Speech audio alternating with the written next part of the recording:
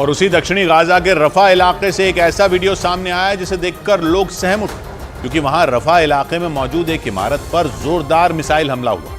आरोप लगा कि इजराइल की सेना ने वहां रात के वक्त हमला किया और उसमें 9 लोगों की मौत हो गई, जिसकी वजह से वहां चीख पुकार मच गई। आरोप लगा कि इजराइल ने उस इमारत पर कुछ ही देर में ताबड़तोड़ 3 मिसाइलें गिराईं, जिसकी वजह से उसका अगला हिस्सा पूरी तरह तहस नहस हो गया और ऊपरी मंजिल पर भीषण आग लग गई। और दावा किया गया कि यह हमला उस वक्त हुआ जब उस 3 मंजिला इमारत में करीब 20 लोग मौजूद थे, जिनमें कई लोग मलबे में दब गए और उन्हें निकालने के लिए कुछ लोग इमारत के मलबे को हटाते नजर आए। वहां अंधेरा होने की वजह से कई लोग रोशनी के लिए मोबाइल की फ्लैशलाइट का इस्तेमाल करते दिखाई दिए। रेस्क्यू में जुटे लोग मलबे से निकाले गए लोगों को एम्बुलेंस की ओर ले जाते नजर आए। इसी बीच एक आदमी मलबे के ढेर से एक बच्चे को निकालकर बाहर लाता दिखाई दिया। उस बच्चे समेत सभी घायलों को इलाज के लिए अस्पताल पहुंचा दिया गया। गाजा के स्वास्थ्य मंत्रालय ने इजराइल पर रिहायशी इलाकों में हमले का आरोप लगाया और दावा किया कि इस हमले में 9 लोगों की मौत हो गई।